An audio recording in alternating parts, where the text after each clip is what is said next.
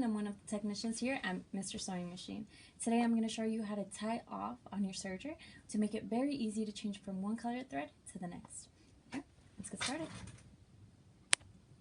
So here I'm going to have two threads, right? So you have the thread that's already on your serger and the thread you want to trade it out for. We're going to start off by doing something very simple. We're just going to do what's called a knot, a square knot.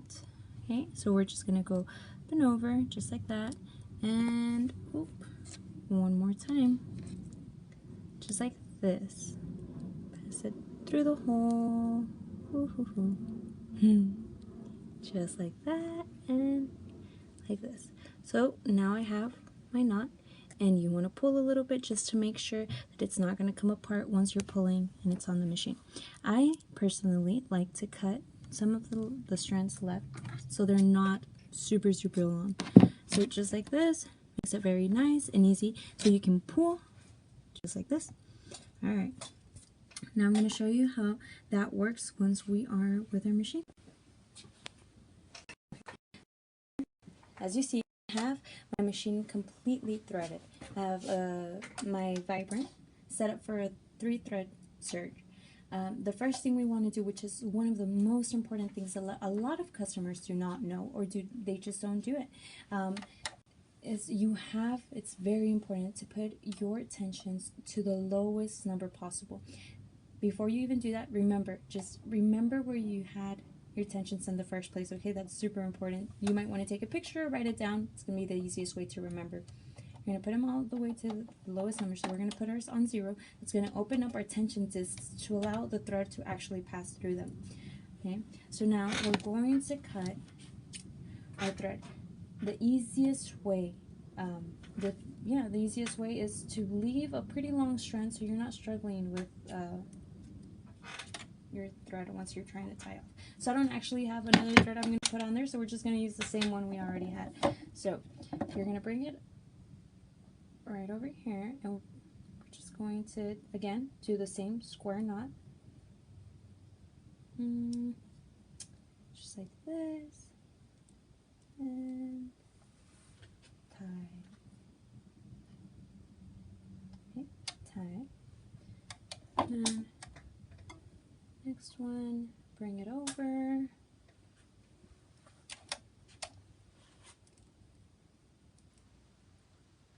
And the easiest way to do this is if you do it in front of the thread stand rather than behind it. It gives you just easier, more access. Come on. I think this is what takes so long, is just trying to, ooh.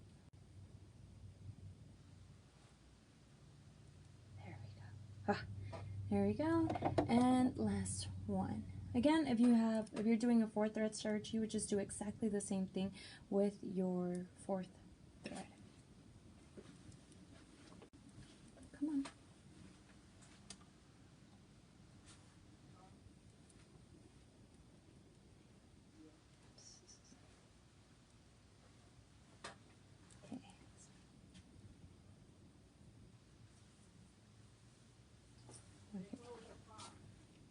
Okay, great. And I'm going to use my scissors, and like I said, I like, because then you have all of this, remember, I like to cut it right here. Next one. It's very easy for them to get caught, so that's why I like to cut them short. Right here. And last one. Okay, so make sure tensions are all on 0. Okay, so now what I'm going to do is I'm going to scoop this back real quick so you guys can see what I'm doing. I'm going to open up my covers, okay, and then I want to hand wheel until I see that it's easy. You want to bring up your needle maybe all the way to the top. You feel it's easy, you might want to kind of play around with it, and it is very important. When you're doing this, I'm just going to make it easier. Bring up your presser foot. That's what's going to actually open up your tensions. First thing. Second thing is pull back. Instead of pulling sideways, pull back. Okay? That way your thread can actually go in through the needle, the eye of the needle. So we're just going to pull.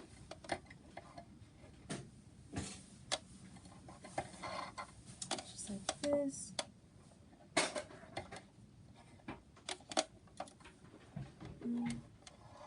Alright, there you go.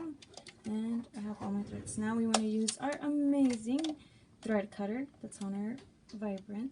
Just cut our thread, pull a little bit more. Very nice. So, let's go ahead and close this up. Bring your tensions back to where you had them. Mine were all on 4, so I'm going to put them back all on 4. Just like this.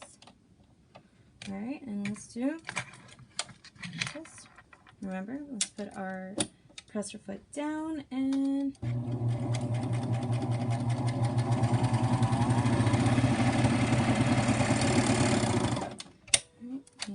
thread cutter.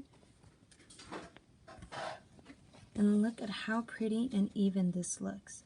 Alright, you want to have always your upper looper thread and your lower looper thread meeting right in the center. And that's going to be what gives you the best stitch.